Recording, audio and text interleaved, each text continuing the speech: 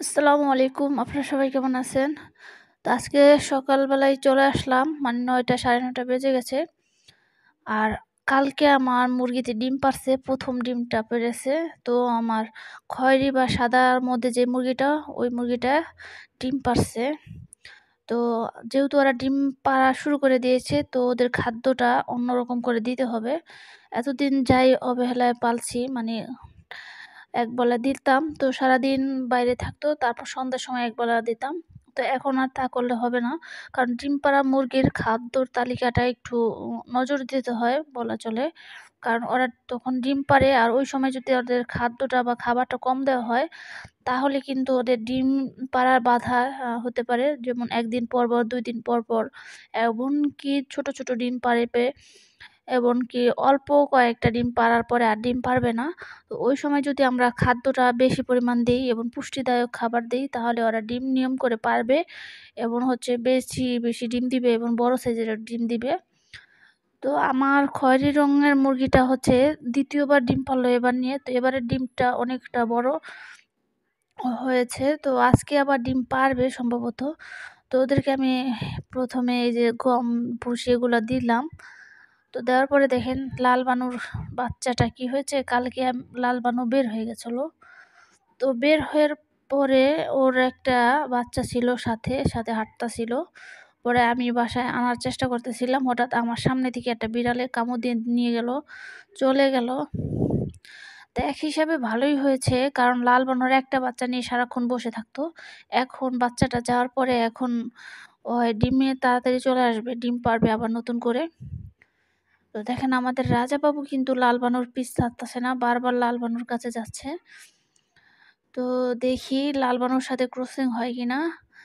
তো নাও হতে পারে, কারণ ওই যে পাশের বাড়ির মুরগি আছে, তো ওইখানে চলে যাবে রাজা বাবু। এই যে আমার এই খয়েরি রঙের এই মুরগিটা কিন্তু ডিম পাড়ছে কালকে। আর ডিমটা অনেক বড় ছিল। তো আজকে আপনাদেরকে আমি ডিমটা দেখাচ্ছি না, কালকে একদম ভিডিওতে দেখাবো ডিমটা।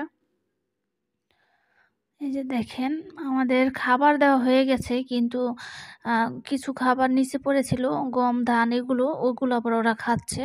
তো আমি ওদেরকে খাবারটা দিচ্ছি হলো ভুসি এবং ভুট্টা ভাঙ্গা। তো ২ টা খাবার একসাথে ফ্যান বা পানি দিয়ে গুলিয়ে তারপরে ওইটা দেই। এটা যদি ডিম পাড়া মুরগিতে খায়, তাহলে কিন্তু ভালো ডিম পারবে। আর সাথে ২-১ মোট ফিট একসাথে গুলিয়ে দিতে পারেন আপনারা। এভাবে মুরগিকে খাওয়ালে কিন্তু মুরগির গ্রোথটা খুব সুন্দর আসে এবং ওদের মানে যে লোমগুলো আছে অনেক সুন্দর চকচক করে। কালো হলেও একটা মুরগির অন্যরকম একটা কালার চলে আসে। সুন্দর লাগে দেখতে। ভালো লাগে। এই যে দেখেন আমি দিয়েছি। তো টাইগার মুরগিটা নেমে গেছে খোয়ার থেকে, তো ওও খাচ্ছে। তো মোরগটা নামতাছে না, মোরগটা একটু ভয় পাচ্ছিল। তো ওদের মধ্যে প্রচুর ফাইট হয়। তো আজকে দেখি আবার টাইগার মুরগিও ওদেরকে ঠোকর দেওয়ার চেষ্টা করতেছিল। তো টাইগার মুরগি ঠোকর খেলেও ওরা একদম পাগল হয়ে যাবে। দেখেন টাইগার মুরগি কিন্তু এমন ঠোকর দেয়, মানে ছাল পুরো মুখে নিয়ে আসবে এই অবস্থা। টাইগার মুরগির শক্তিটা প্রচুর পরিমাণে, ওরা খাওয়া-দাওয়াটা বেশি করে। এই হলো বিষয়। তো ডিম পাড়া মুরগিকে আর একটা জিনিস দিতে হয়, সেটা হচ্ছে পাতা দিতে হয়, সবুজ ঘাস পাতা এগুলো। তো যেহেতু মুরগিগুলো ছাড়া থাকে, তো তার জন্য আমাকে আলাদা করে দিতে হয় না। ওরা বাইরে থেকে পাতাগুলো খেয়ে ফেলে, ঘাস পাতা খায়। আরেকটা দেওয়া যায়, সেটা হচ্ছে ডিমের খোসা গুঁড়া করে তারপরে দেওয়া যায়। ডিমের খোসার মধ্যে ক্যালসিয়াম আছে এবং আমি আরেকটা ক্যালসিয়াম কিনে এনেছি, ৳১১৭ মতো নিয়েছে। তো ওইটা পানির সাথে মিশিয়ে বা খাবার যখন গুলাবো তখন দিলে ভালো হয় মুরগিগুলোর জন্য। আমার মুরগি তো ডিম পারবে, ওদের ক্যালসিয়ামের অনেক ঘাটতি দেখা দিতে পারে। তো ওই ক্ষেত্রে আমি ক্যালসিয়ামের ওষুধটা প্রয়োগ করতে পারি। তো কালকে আমি দেখাবো আপনাদেরকে যে আমি কোন ক্যালসিয়ামের ওষুধটা দেই মুরগিকে। আর ইটের গুঁড়া, ওইটাও কিন্তু মুরগিতে খায়, অনেক পছন্দ করে। তো এই খাবারগুলো আপনারা যদি দেন নিয়ম মেনে দিতে থাকেন, তাহলে দেখবেন মুরগিগুলো ভালোই ডিম পারবে। এই যে দেখেন এই মুরগিটা কিন্তু ৭ টা ডিম পাড়ার পরে নতুন অবস্থা, তো ডিম আর বেশি পারে নাই। খাবার-দাবার ঐরকম যত্ন করি নাই। এখন থেকে যত্ন বেশি করতে হবে মুরগিকে। খাওয়া-দাওয়াটা দিলে দেখবেন মুরগি কিন্তু বাসা থেকে যেতে চায় না। তো যখন খাওয়া-দাওয়া ওরা পায়, তো বারবার বাইরে হাঁটাহাঁটি করে এই ঘরের মধ্যেই চলে আসে। তো এখন দেখেন ওই যে ওই কিন্তু খাচ্ছে খাবারটা। তো এই খাবারটা ওই খাচ্ছে এবং অন্য মুরগিগুলো সবাই খায়, আমি শুধু একজনকে দেই না। খাবার গোলানোর পরে দিয়ে রাখি, তো যে যার মন মতন করে খেয়ে যায়।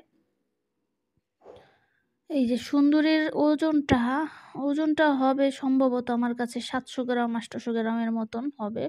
তো আমি এখনো মাপতে পারলাম না, কারণ আমার যে মিটারটা আনবো তো ওইটা আনা হয় নাই। তো দেখি বাসায় একটা মিটার আছে, ওইটা দিয়ে মাপা যায় কিনা, ওইটার আবার চার্জ নাই, তো তার জন্য মাপতে পারলাম না। তো আপনাদেরকে মেপে তারপর একটা ভিডিও দেখাবো। এই যে দেখেন আমাদের টাইগার মোরগটা কিন্তু ভিতরেই বসে আছে, আসতেছিল না। তো আমি ওকে শেষ পর্যন্ত কিন্তু নামিয়ে দিয়েছি হাত দিয়ে। ওই কিন্তু বেশি একটা হাঁটতে পারে না, টাইগার মুরগিটার একটু ওজনটা বেশি, মুরগিটা পাতলা কিন্তু মোরগের ওজনটা বেশি। তো ওই বেশি হাঁটাচলা করতে পারে না, বেশি হাঁটাচলা করলে ওর পায়ে ব্যথা করে হয়তো, তখন আবার খুঁড়িয়ে খুঁড়িয়ে হাঁটাহাঁটি করে। তো তার জন্য ওকে কম বাইর করা হয়, কারণ বাইর করলে আরও সমস্যা হয়, ওই ময়লাযুক্ত খাবার এগুলো খেয়ে অসুস্থ হয়ে পড়বে। তো তার জন্য ওকে বেশি একটা বাইর করা হয় না। আমি যতক্ষণ আছি ওকে এখানে রেখে তারপরে আবার ভিতরে ঢুকিয়ে দিয়ে চলে যাব। দেখেন আমাদের মুরগিগুলো নেমে গেল। তো আমার চিন্তা ভাবনা আছে এখন আর একটা মুরগি কেনার। তো দেখি শীতটা একটু কমলে একটু গলাচিলা মুরগি কেনার ইচ্ছা আছে। তো এখনও শীত পড়তাছে, তো শীতের একটুখানি যদি কমে যায় তাহলে আমি একটা গলাচিলা মুরগি কিনবো। তো আর যদি জটিয়ালা মুরগি পাই তাহলে সেটাও কেনার ইচ্ছা আছে। আপনারা অনেকে জটিয়ালা মুরগির কথা বলতেছিলেন। তো দেখেন শেষ পর্যন্ত আমি কিন্তু টাইগার মোরগটাকে নামিয়ে ফেললাম। তো এই মোরগটা কিন্তু দেখেন ওর হাঁটাচলা দেখে বোঝা যাচ্ছে যে ওর ওয়েটটা একটু বেশি মুরগির তুলনায়।